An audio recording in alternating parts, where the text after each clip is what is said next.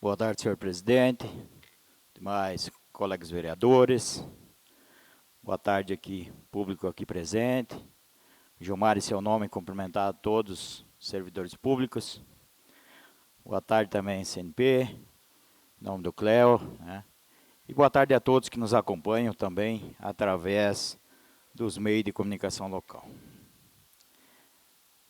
Senhor presidente, quero começar aqui falando da pavimentação sendo realizado agora, felizmente, né, para os moradores ali da Rio de Janeiro, que já há muito tempo fizeram adesão e já pagaram aquela pavimentação, né, e hoje está provado de que quando quer, se faz, né. Tivemos ali que fazer a planilha de custo, tanto da Rio de Janeiro quanto da Mário Covas, apresentar o prejuízo que estava correndo a não pavimentação daquela avenida, tanto da Mário Covas quanto da Rio de Janeiro, inclusive risco, né, de perca de uma galeria que hoje custaria aos cofres públicos em torno de 1 milhão, só a parte de galeria. Fizemos todo esse planejamento, todo esse levantamento e apresentamos. E a justificativa era de que não se tinha recurso. Pois bem, hoje está se fazendo, o material já estava aí, né? Foi imprimado e após aí 72 horas já pode-se colocar a capa. Alguns locais já tinham comprometido aquela base, teve que novamente ser mexido aquela base, Marciano, para daí dar seguimento, fazer novamente a raspagem, a limpeza da pista e dar início à imprimação com CM30 para estar recebendo o asfalto.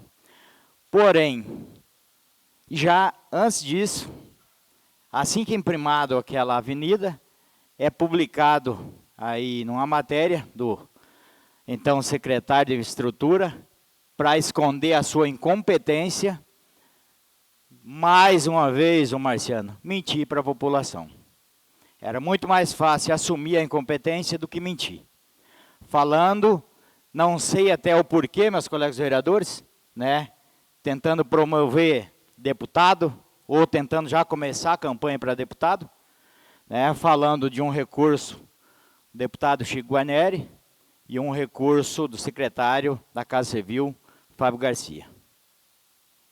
Aonde que eu já da Casa Civil, do Fábio Garcia, eu sabia que não existia esse recurso, porém, antes de falar aqui, fomos certificar disso. E nem, Marciano, e nem do deputado Chico existe recurso. Existe uma solicitação, um pedido do recurso. E aí, Marciano, como que um secretário da gestão de vocês já vai lá fazer uma matéria promovendo deputado e o recurso não existe? Ou seja, o recurso que está se fazendo é recurso do município. É recurso que a população já pagou, que os moradores lá, tanto da Avenida Mário Covas quanto da Avenida Rio de Janeiro, já pagaram. Então seria muito mais fácil esse secretário ir lá fazer a matéria e falar a verdade. Falar de onde foi o recurso e assumir a incompetência de até hoje estar lá correndo todos esses riscos que eu coloquei aqui e que, inclusive, foi encaminhado ao MP. Tá? Por quê? Porque alguém, sim, ia se responsabilizar e assumir aquele risco e aquele prejuízo, não a população que já pagou, por incompetência de quem está na pasta. Então, mais uma provada aí do secretário de Infraestrutura, e que espero, meus senhores, já falei isso para o próprio prefeito, que o prefeito, mais uma vez, volta a dizer, rever essa situação. Se quer usar, não tenho nada contra a pessoa do secretário que está na pasta. Quiser usar em outro setor, talvez na mídia, eu acho até que ele faria um bom trabalho na mídia da prefeitura, mas não de uma pasta que não tem o conhecimento e que tenta achar, ainda que com mentiras, vai enrolar a nossa população, passando em verdades. Nem tudo você vai acertar, mas quando erra, assume o erro. Fica bem mais bonito do que comprometer, Marciano, a gestão do prefeito. Com a mentira, com a falta de verdade. E hoje, inclusive, confirmamos aqui, hoje de manhã, com a reunião com a secretária de Finanças, Dona Odila, secretário de Administração César, e além disso ainda fui me certificar com o diretor dos convênios, de que esses recursos, Marciano, não existem. Então, para que tentar colocar para a população que hoje só está se fazendo porque teria, teoricamente, esse recurso desses parlamentares, onde é em verdade, Cléo, o recurso é do município, e esse material já estava no nosso município.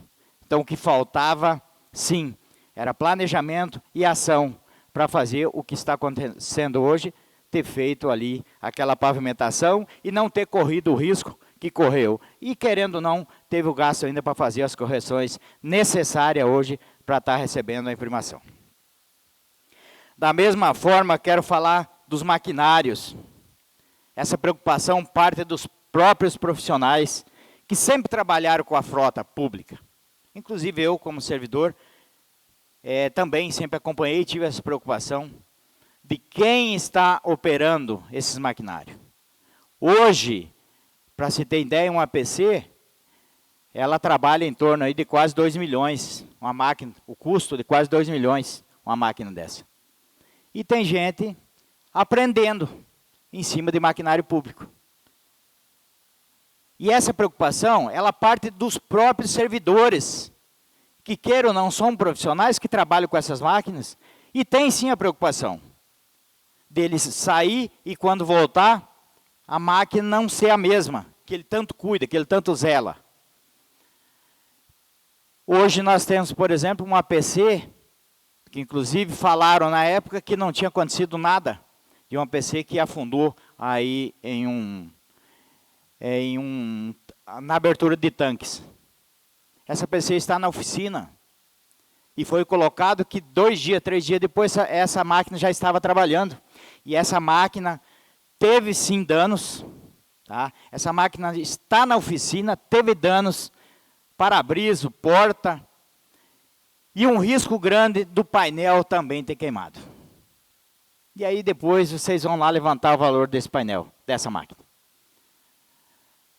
E que isso não adianta dar pressão lá no profissional que estava nessa máquina, porque esse profissional, qualquer profissional, servidor, que é designado para aquela função, que faz o concurso para aquela função, ele só vai fazer com autorização do secretário da pasta. Nenhum servidor público faz serviço por conta, Gilmar. Todo servidor, ele é designado e ele vai cumprir a sua função.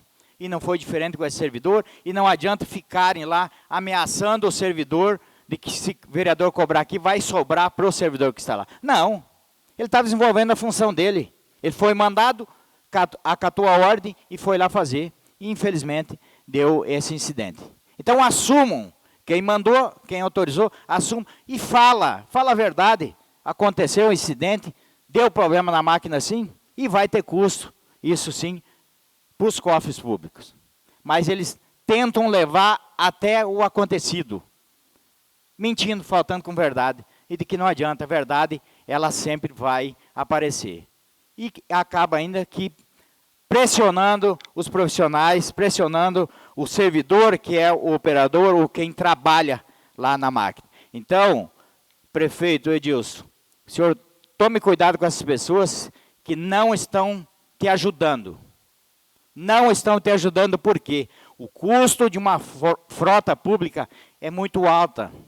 E se nós não tomar esse cuidado, nós, quando chegar ao final, nós não teremos mais maquinário para trabalhar.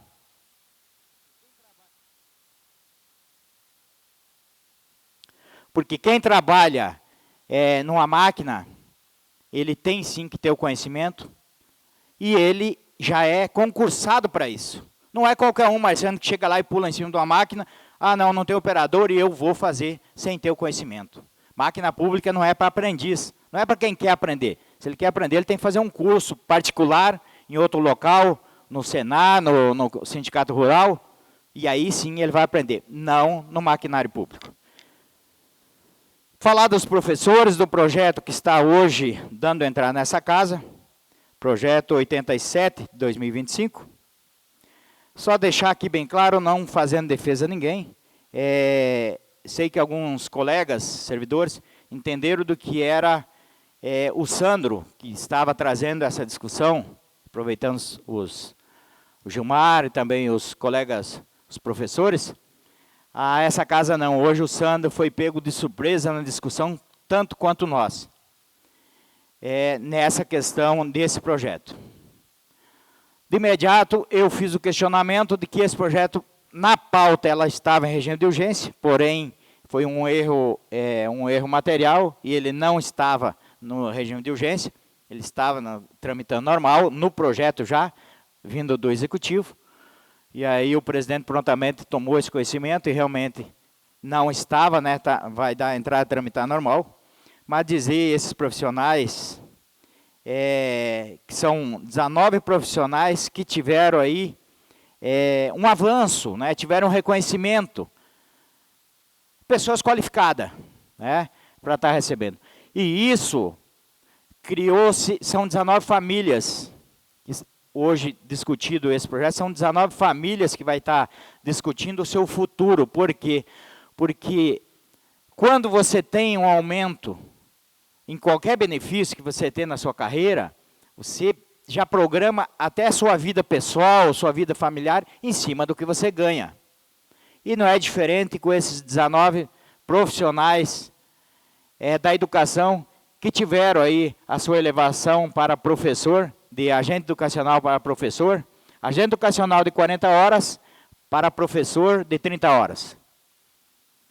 E hoje estão aí com essa surpresa, vinda do Executivo, para revogar nessa lei. Então, hoje eu já coloquei ao jurídico do sindicato, doutor César, competente, aí sempre acompanhando tudo, de que se tem legalidade, com certeza, essa casa, aqui são os 9 vereadores, tenho certeza disso, são favoráveis a esses 19 profissionais, de que não sejam prejudicados. Por quê?